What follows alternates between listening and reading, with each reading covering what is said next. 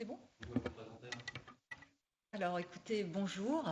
Je prends la parole pour démarrer cette conférence et je m'empresse de remercier l'association Distinguons-nous de nous inviter pour reparler de sujets qui sont des sujets de santé publique, des sujets de société vraiment importants qui sont portés par un ensemble d'acteurs, comme on vient de l'entendre, et de la parole des laboratoires. Alors là, il s'agit du laboratoire DDL, hein, mon laboratoire, le laboratoire ICAR. Nous allons vous présenter donc cet exposé sur la dyslexie développementale chez le jeune adulte, des témoignages de terrain aux perspectives de recherche. Donc, vous allez donc vous rendre compte que l'exposé se comporte en deux parties, c'est-à-dire une partie qui va être le recueil de données vraiment de terrain et comment on va faire un focus sur des recherches, notamment sur l'orthographe. Alors, pour la question de la dyslexie à l'âge adulte, quand je parle de questions de santé publique au niveau mondial, nous sommes sur des chiffres de prévalence de 10% pour toutes les langues confondues. Et il est vrai qu'il y a des différences interlangues, mais si on se place du côté de la France, eh bien la prévalence est entre 6 et 8%, et les chiffres sont assez stables depuis ces dernières années. Alors, il est clair que la dyslexie fait partie des troubles neurodéveloppementaux, notamment si on la définit avec le cadre du DSM-5. Et dans la liste des troubles neurodéveloppementaux que vous connaissez, il y a une catégorie qui s'intitule troubles spécifiques des apprentissages. Et dans ces troubles spécifiques des apprentissages, on trouve le déficit de lecture, d'expression écrite et de calcul. Alors nous allons plutôt nous intéresser aux deux premiers. Et c'est vrai que le déficit de la lecture est dénommé aussi dyslexie et celui de l'expression écrite aussi dysorthographie. Alors, si nous nous recentrons sur la dyslexie, la première remarque que je ferai, c'est vraiment la grande hétérogénéité des dyslexies, et ce sera aussi l'objet de ma conclusion.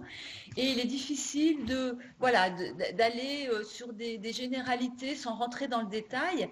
Et si on prend des recherches comme celle de Swanson 2020, on a des caractéristiques qui se déploient sur l'aspect cognitif, comportemental et académique. Alors, je vais essayer justement de passer en revue ces trois niveaux et commencer par l'aspect développemental. Et c'est vrai que sur le plan du comportement, on a une définition de la dyslexie qui est consensuelle, en tout cas depuis les travaux de Lyon et collaborateurs en 2003, où la dyslexie est repérée par une triade de symptômes, c'est-à-dire des difficultés dans la reconnaissance exacte et ou rapide de mots, c'est ce qu'on appelle le déficit d'identification des mots, des capacités de décodage limitées, et on est alors sur une fluence ralentie, et des performances orthographiques faibles, et justement, la deuxième partie de l'exposé sera sur cet aspect-là. À côté de cela, on a 4 marqueurs comportementaux principaux qui mettent vraiment en avant une persistance des symptômes tout au long de la vie. Là, c'est vraiment quelque chose qui est de plus en plus mis en avant. Également, des facteurs d'exclusion par rapport à un trouble d'apprentissage plus global. La dyslexie, c'est un trouble d'apprentissage ciblé. Malgré une exposition au langage écrit suffisante, une éducation suffisante et également une motivation qui fait que l'apprenant a envie d'apprendre à lire, et on verra même dans un ou deux exemples que les dyslexiques aiment lire. Donc, et sur le dernier versant, c'est sur le versant cognitif, on a une manifestation d'un déficit des compétences phonologiques. Alors, sur ce dernier point, c'est le marqueur, certes, le plus consensuel, le plus documenté, mais c'est aussi le marqueur le plus discuté. Pourquoi ? Parce qu'il est compliqué de réduire la dyslexie à un seul trouble cognitif, car c'est un trouble complexe et multifactoriel. Alors, sur le plan académique, j'ai choisi de vous parler d'une grande diversité de parcours, parce que les témoignages d'adultes dyslexiques, je vais vous en présenter 3. Donc, il s'agit d'échanges avec une personne documentaliste, une personne enseignante à l'université et une personne qui travaille en entreprise. Alors, si on se repère au petit smiley que j'ai pu mettre sur le côté, si on prend le premier témoignage, donc c'est des verbatims, hein, donc c'est des paroles absolument authentiques. Donc, le premier des témoignages nous dit « Pour des raisons d'accroissement de cadence, de tension au niveau des effectifs, la conséquence est que je manquerai d'efficience, d'esprit de synthèse, de rapidité, de rendement, de communication avec l'équipe. Mon stress est visible et je passe sur les griefs dont j'ai fait l'objet en évaluation annuelle. » Donc là, on se rend compte d'un certain contexte de travail. Si on prend le deuxième témoignage, entendre parler de stratégie compensatoire, et c'est ce que je vais faire tout de suite après. Alors moi, j'appelle cela comportement de contournement. Mets en mots les batailles qui sont les miennes quotidiennement depuis le CP. On me dit souvent que je suis à vif, que je m'emporte, mais personne n'a idée du combat quotidien qui est le mien. Alors là, c'est pareil, on mesure avec l'idée des comportements de contournement qu'il faut trouver des solutions pour faire autrement et que c'est très coûteux. Et enfin, aujourd'hui, je me bats tous les jours avec mes handicaps dans l'entreprise dans laquelle je travaille. J'ai une RQTH, mais ces handicaps m'obligent à avancer, à évoluer et à me remettre en question en permanence. Alors, à côté de ces témoignages qui sont des extraits, hein, c'était des échanges beaucoup plus longs, ces personnes, au travers de leurs témoignages, ont posé 3 questions qui me semblent vraiment intéressantes et je vais juste après essayer de traiter ces questions. Les scientifiques ont-ils observé que la dyslexie évolue avec l'âge? Première question. Deuxième question, qui émane donc d'une des 3 personnes. Comment faire un bilan et poser un diagnostic, entendez, à l'âge adulte, sur les troubles 10 dans le cadre d'une prise en charge pluridisciplinaire et cohérente pour ne plus perdre de temps et d'énergie? Et enfin, une question que j'ai trouvée vraiment très touchante et qui peut tous nous concerner en termes de regard sur la différence. Quels sont les plus 10, les autres ou moi? Alors, à côté de tout cela, il y a une proposition qui a été faite par une des 3 personnes qui se termine par « je ne suis ni stupide ni négligente, juste dyslexique ». Et c'était cette idée de est-ce qu'on pourrait diriger le regard sur des comportements différents au niveau du langage écrit et prévenir un auditeur ou un lecteur. L'idée, c'était de parler de logo.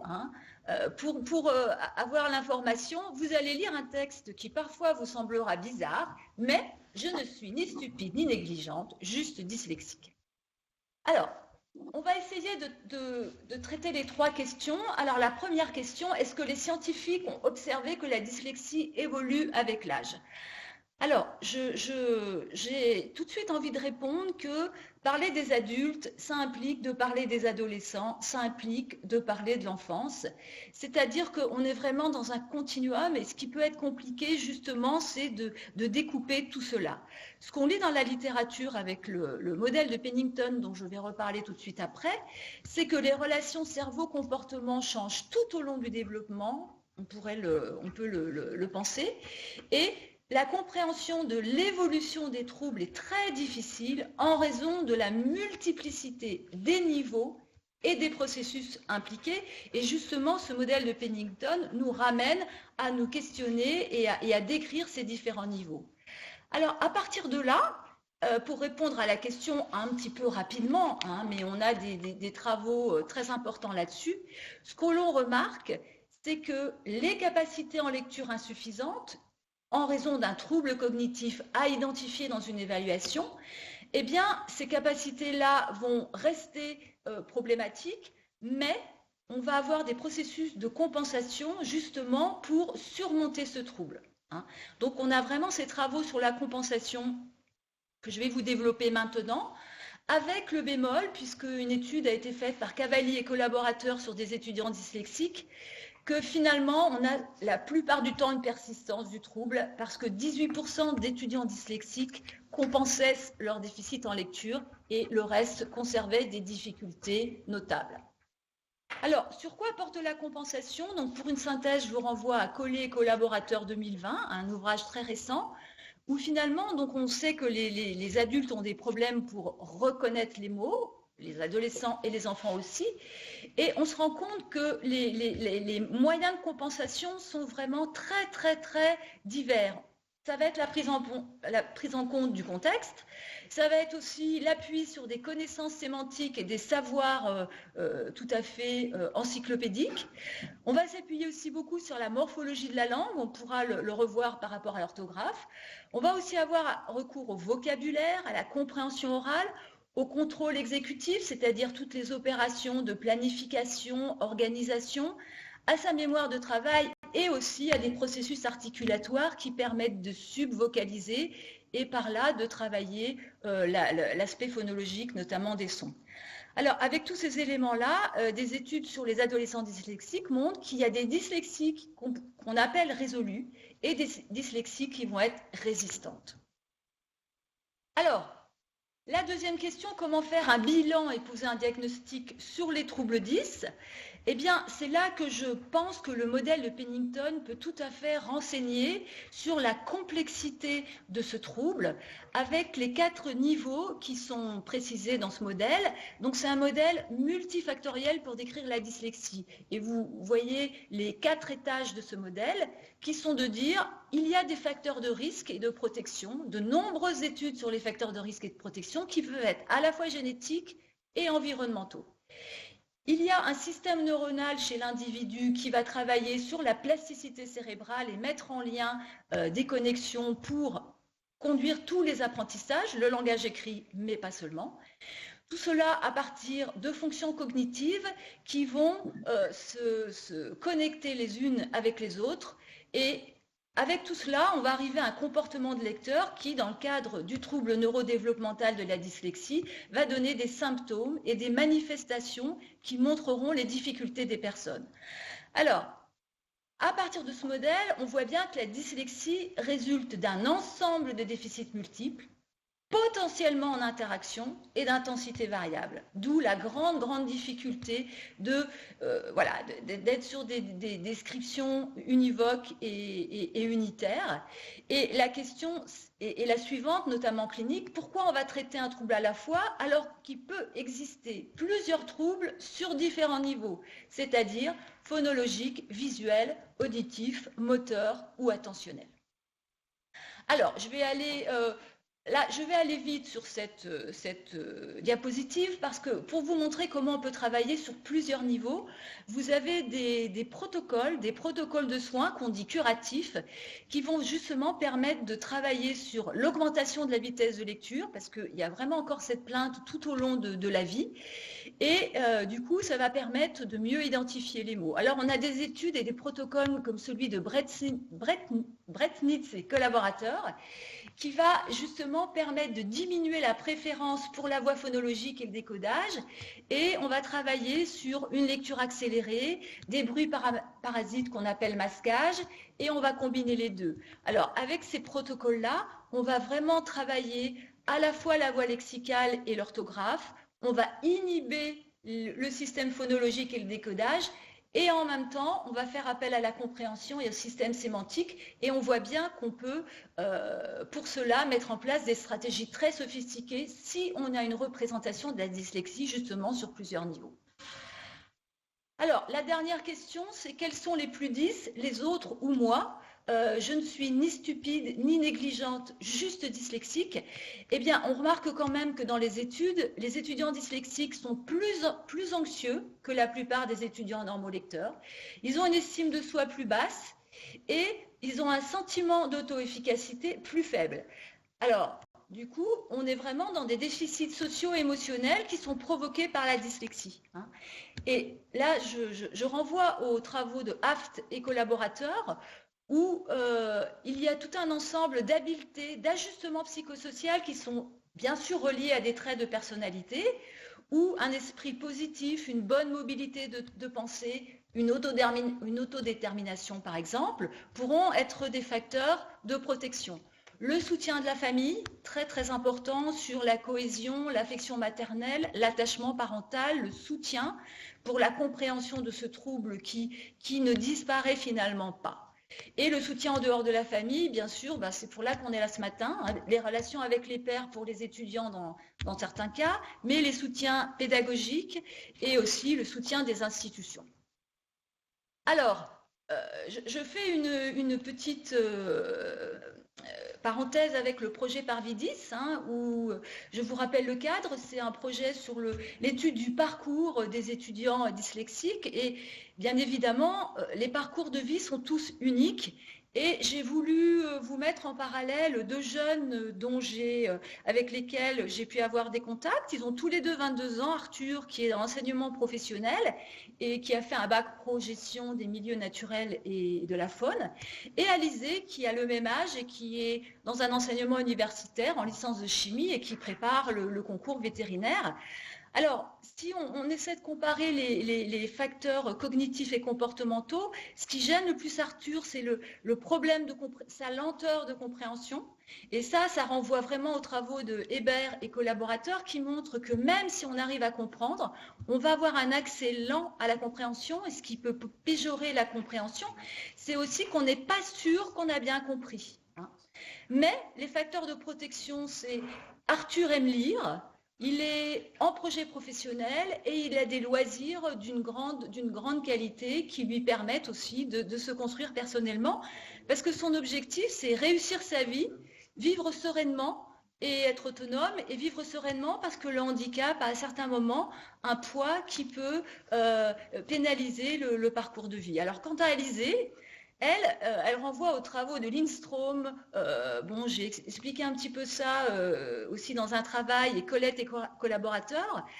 Elle est vraiment sur apprendre à travailler, avoir une méthodologie, parce que qu'est-ce qui reste compliqué pour elle? C'est entendre des mots compliqués et prendre des notes en cours en sachant qu'elle est à l'université. Alors, elle refait des bilans spécialisés pour comprendre son trouble et pour rebondir et avancer dans la vie. Donc, on voit bien que ces deux parcours sont vraiment tout à fait uniques. Il n'est pas du tout pertinent de les comparer et on voit qu'on peut agir à la fois sur les problèmes cognitifs et comportementaux, se servir des facteurs de protection et puis aller dans le sens qu'on appelle en evidence-based practice les préférences du patient qui sont comprendre mes troubles, c'est ce qui m'aide à avancer, ou aller dans une vie autonome et réussie. Alors, les premières avancées du projet Parvidis nous amènent à deux grands types de données. Donc, ces données parcours, nous allons continuer à les exploiter, à les coder, parce que nous travaillons sur des données parcours à 3 niveaux, sur 3 séquences qui sont la séquence familiale, la séquence médicale et la séquence plus scolaire, académique et professionnelle. Je pense que je n'ai pas trop le temps là de définir, d'aller dans les marqueurs et les indicateurs qu'on a ici. Et à côté de ça, en écoutant à la fois les parents, parce que dans le projet Parvidis, on interroge des diades parents-jeunes adultes, eh bien, on a des données de métacognition importantes parce qu'on a une porte ouverte sur les stratégies qui sont mises en place par les jeunes adultes, que ce soit la mémorisation, la visualisation, se faire confiance, apprendre à gérer son temps. Enfin, évidemment, ce n'est pas du tout exhaustif. Et je dirais, le pendant, c'est les stratégies qui sont mises en place par le parent dans la gestion du quotidien, parce que du tout petit enfant où il faut faire les bilans et le jeune adulte où il faut vraiment travailler sur l'orientation, les dossiers administratifs.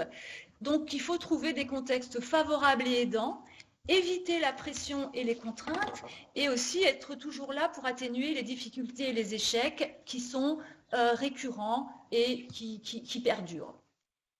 Alors, si je conclus sur ce rapide exposé, c'est vraiment pour revenir au parcours de vie unique parce qu'on a une grande hétérogénéité des dyslexies.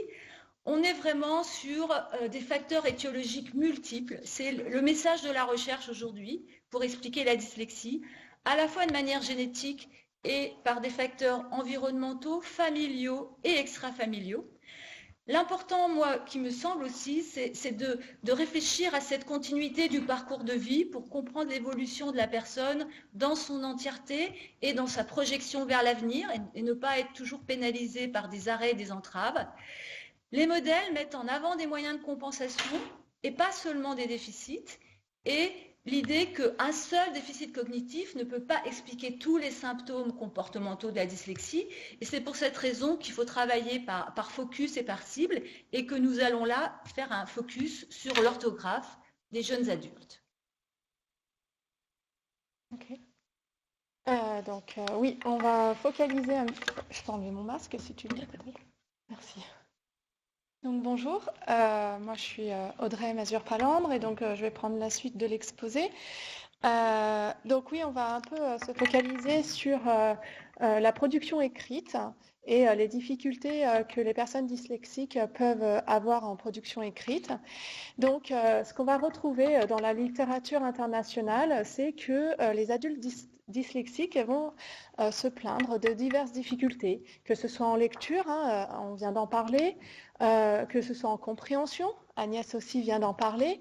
Ils vont exprimer aussi des problèmes de concentration, d'organisation de leur travail et d'emploi du temps, de prendre entièrement les cours en prise de notes. Donc ça, pour les étudiants dyslexiques dans le supérieur, ça pose réellement problème parce qu'il faut cumuler différentes tâches. Hein. Il faut à la fois écouter l'enseignant, prendre des notes et lire souvent des supports de cours. Ils se plaignent également de difficultés en production écrite et pas seulement en orthographe. Hein, on a des plaintes concernant la syntaxe, l'organisation textuelle, la relecture de son propre texte.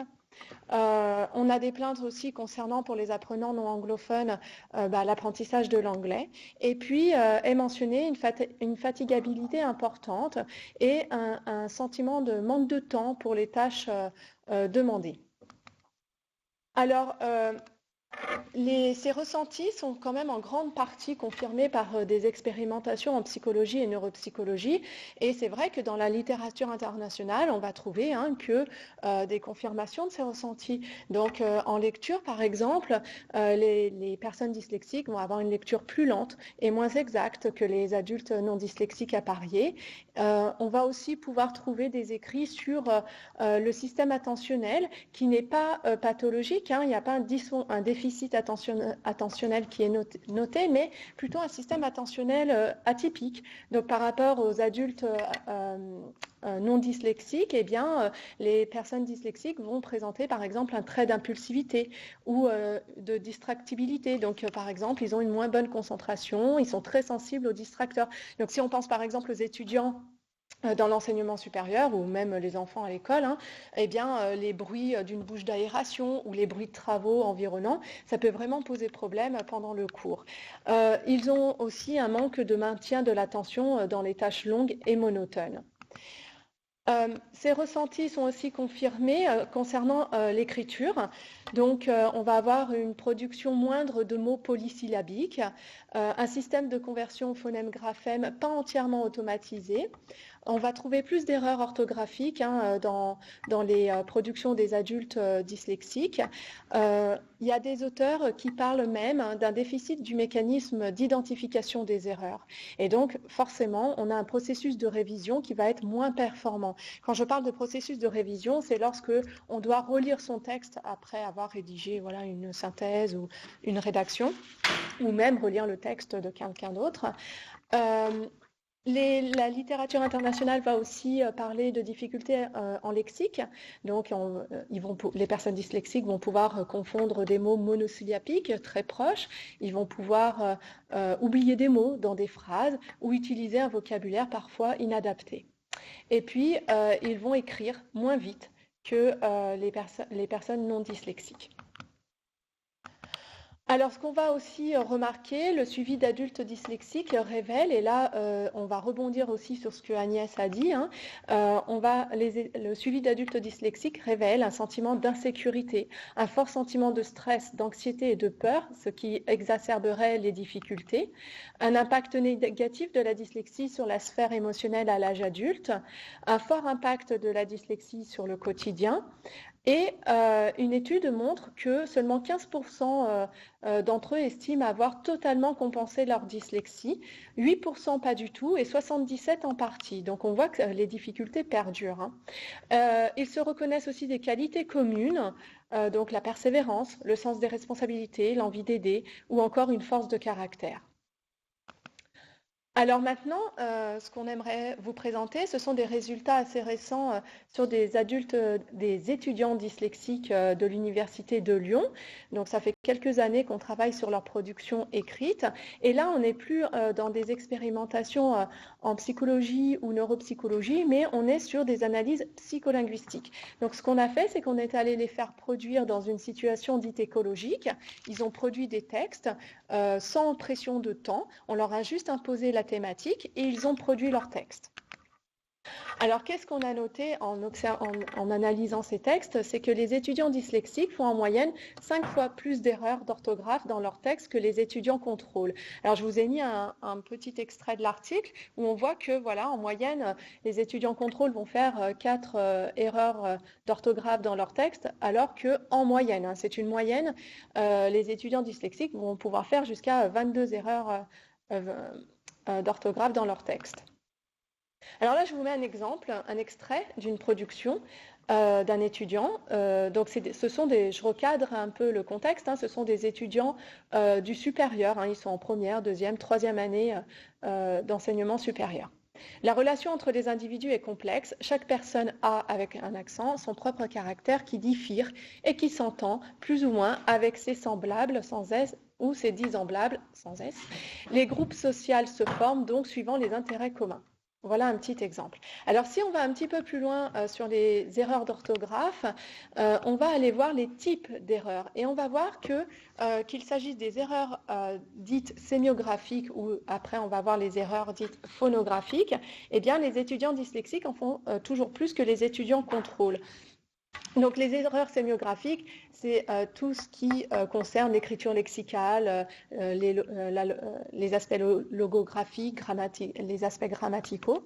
Donc, je vous ai mis un exemple ici. Dans cette partie de la vidéo, toutes les personnes qui trichent sont associées à la couleur rouge, vêtements, trousse. Donc ici, c'est un extrait où il y a seulement des erreurs dites sémiographiques. Concernant les erreurs phonographiques, donc ce sont les erreurs qui ont un lien avec les lois combinatoires de la langue, eh bien on voit aussi que les adultes dyslexiques en font plus que les adultes contrôle. Je vous mets un autre exemple. Tout à l'heure, j'ai donné un exemple où on entendait se diffire. Donc là, on était aussi sur une erreur phonographique. Et là, dans cet exemple aussi, les non-dits, les sous-entendus négatifs peuvent blaiser l'autre. Alors pour continuer, voilà, là je vous ai donné des résultats qu'on dit quantitatifs, on a fait des analyses statistiques et puis on est allé faire des analyses qualitatives. On est allé voir finalement s'il n'y avait pas non plus des types d'erreurs qu'on ne retrouvait jamais dans les textes des étudiants contrôle. Et donc en fait on a pu relever certains types d'erreurs qui étaient faits seulement par les étudiants dyslexiques et des erreurs qu'on n'a jamais retrouvées dans les textes des étudiants contrôle. Alors ça va être par exemple l'utilisation du pluriel des noms pour les verbes. Les personnes proviennent, ES. Mettre un verbe au pluriel avec un sujet au singulier, cette discordance ne peuvent être tolérées. Il y a beaucoup de confusion avec les verbes du premier groupe si on l'écrit E avec un accent ou ER. Donc nous sommes confrontés, ER. Mettre un verbe au singulier pour un sujet au pluriel. Les situations conflictuelles entre les gens se résument par. Ce sont vraiment des erreurs qu'on ne va pas retrouver chez les étudiants contrôle. L'utilisation du S du pluriel pour des mots marquant le pluriel avec le X, donc des pinceaux S. Chez les étudiants dyslexiques, il va y avoir énormément d'oubli du S du pluriel, ce qui va être beaucoup plus rare chez les étudiants contrôle. On va avoir des ajouts de S du pluriel pour des noms au singulier, comme dans notre monde actuel. Des erreurs de morphologie verbale très surprenantes pour des étudiants du supérieur. Tu comprends sans S, je vu, j'ai préféré EZ. Et puis, une grande difficulté à gérer les homophones. Donc, le A avec accent, A sans accent, ou son SON, son SONT, on ONT. Ça va vraiment être des erreurs très fréquentes dans les textes des étudiants dyslexiques. Donc, ce qui est aussi surprenant quand on analyse les textes au niveau qualitatif, ça va être l'inconstance. Ça veut dire que des fois, ils vont faire les erreurs et puis des fois, ils vont pas les faire. Donc, on est allé voir un petit peu ce qui se passait et notamment avec la gestion du nombre et du genre des groupes nominaux. Donc sur les noms et sur les verbes. Et là, je vous propose un exemple d'un participant sur un syntagme nominal spécifique, les situations conflictuelles. Alors, ici, vous voyez, c'est le début du texte de l'étudiant dyslexique, les situations conflictuelles. Ok, très bien, tout va bien. Bon, après, ce résumé, c'est pas accordé, mais on se concentre sur les situations conflictuelles. Et puis, une deuxième mention, les situations conflictuelles, là, on perd l'accord sur situation et sur conflictuel. Et puis, il va le réutiliser un peu plus loin dans son texte. Et là, de nouveau, tout va bien. Et puis, réutilisation un peu plus loin. Et là, on perd l'accord en genre. Et puis, allez, une dernière fois, et puis alors là, de nouveau, une nouvelle orthographe, enfin avec des accords oubliés. Donc, vous voyez, c'est ça qui est très, très surprenant dans un même texte, et parfois, on va avoir d'autres extraits dans une même phrase où ils vont pouvoir accorder, et puis 2 secondes après, plus du tout. Alors, un autre extrait, c'est le pluriel du verbe dans une même phrase. Donc, vous voyez, certaines personnes trichent ES sur d'autres, et d'autres ne veulent pas ENT. Donc là, dans une même phrase, on a un accord verbal qui est correct et pas l'autre. L'exemple avec et avec marqué E avec un accent et ER. Donc dans une même phrase aussi, il ne faut pas s'arrêter E avec un accent. Alors sur ces détails, je suis désolée, je ne vois pas très bien, c'est loin, mais pour connaître l'autre, mais il faut aller ER. Voilà, un dernier exemple, sur l'accord du verbe en nombre dans une même phrase, les facteurs qui entrent eux en jeu, je pense, en jeu dans ce genre de situation sont souvent. Voilà, donc vous voyez, c'est l'inconstance, hein. C'est très surprenant parfois de lire les copies des étudiants dyslexiques. Alors on peut se demander si finalement il n'y a pas un effet des constructions syntaxiques. Et c'est pour ça qu'on est allé après voir la syntaxe, la grammaire utilisée par les étudiants syntaxiques. Par les étudiants dyslexiques. Donc, en allant voir la syntaxe, voilà, on est toujours sur des productions textuelles écologiques. Et qu'est-ce qu'on voit? On voit que finalement, les étudiants dyslexiques ont le même répertoire syntaxique que les étudiants contrôle à parier. Ils vont utiliser les mêmes structures dans les mêmes proportions. Ils vont utiliser des structures complexes, tout comme les étudiants contrôle. Donc, on peut vraiment les rassurer sur ce point. En revanche, ce qu'on va pouvoir noter chez les étudiants dyslexiques, c'est que lorsqu'ils vont réaliser des structures syntaxiques complexes, eh bien là, soit on va trouver des erreurs grammaticales, soit on va perdre le sens de la phrase. Et donc, je vous mets un exemple. En effet, le conflit peut prendre la forme d'une querelle ouverte, actée verbalement, agit physiquement ou à l'inverse, être insidieuse, et que la querelle soit tue, bien qu'existante. Donc, vous voyez qu'après, on se perd vite. Là, c'est un exemple plutôt sémantique. On est vite perdu dans la phrase. Alors, pour finir, j'aimerais parler du mécanisme de révision. Vous savez, c'est cette activité qui met en jeu la relecture de son propre texte ou d'un texte d'un autre. Et donc, la révision, c'est une activité complexe parce que ça nécessite une lecture habile de son propre texte. Ça met en jeu le traitement visuel des mots, leur analyse phonologique et l'association sémantique, donc aller chercher le sens. Et ce sont des processus qui peuvent être altérés par la dyslexie, notamment soit par un déficit phonologique, soit par des problèmes d'attention visuelle, soit par des difficultés de traitement syntaxique et sémantique.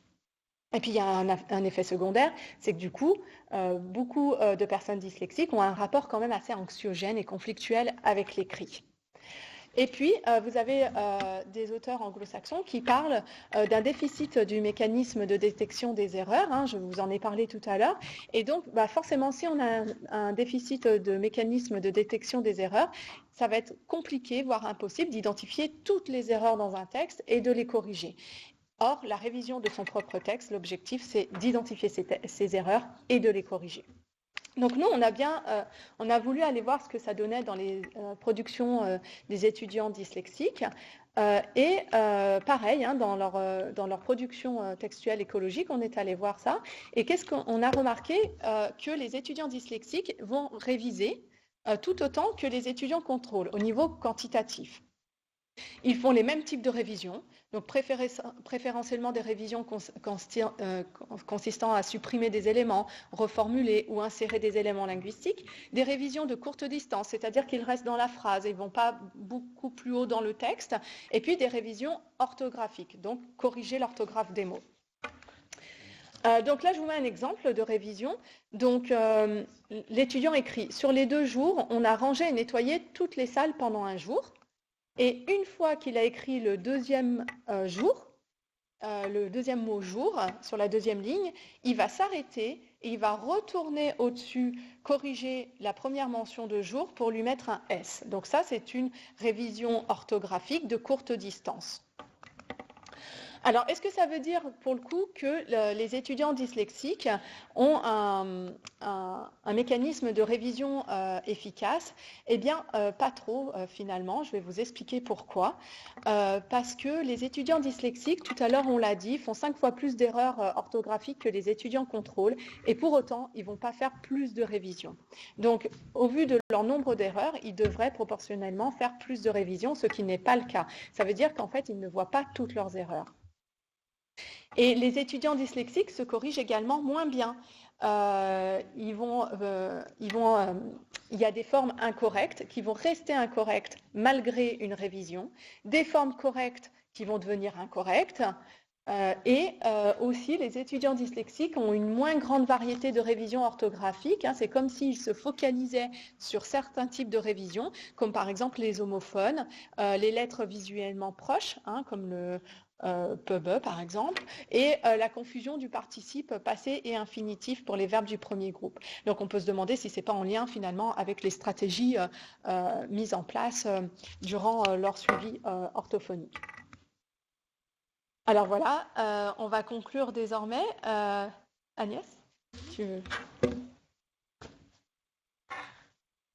Voilà, alors on a proposé cette double réflexion du terrain à la recherche pour montrer que les deux se nourrissent. Il est clair que retracer le parcours des jeunes adultes dyslexiques est important et qu'il est important de le faire dès l'enfance. C'est ce qu'on voit dans le projet Parvidis. Si on comprend rétrospectivement les problèmes, on a plus de visibilité sur des comportements, des stratégies, et ça peut nous permettre aussi d'anticiper des freins au niveau cognitif et comportemental pour la vie d'adulte dyslexique, parce qu'on sait visiblement que qu'il y a des choses très coûteuses à vivre et qui ne s'arrêteront pas comme cela. Alors la deuxième chose, comme je vous ai montré et comme Audrey vient de le faire avec la complexité des erreurs en orthographe, il faut vraiment déterminer des cibles pour les remédiations parce qu'il n'est pas possible forcément de tout traiter en même temps. Pour l'orthographe, je pense qu'une caractérisation plus précise des erreurs me semble importante parce que faire des erreurs en orthographe quand on est dyslexique me semble tout à fait différent de faire des erreurs quand on n'aime pas l'orthographe. Ensuite, travailler sur la manière de réviser des textes, ça peut vraiment être un moyen de faciliter la production écrite et spontanée et académique au lieu que cette production écrite soit source d'angoisse et d'évitement parce qu'au final, pour ne pas faire de faute, le mieux c'est de ne pas écrire. Voilà, alors c'est un petit peu notre message aujourd'hui, du terrain à la recherche et de la recherche au terrain. Le travail en partenariat ne pourra qu'aider la cause des adultes et des enfants et des adolescents dyslexiques. Merci pour votre attention. Merci. Alors je voulais remercier Agnès Bitko et Audrey Mazur-Palandre pour leur intervention.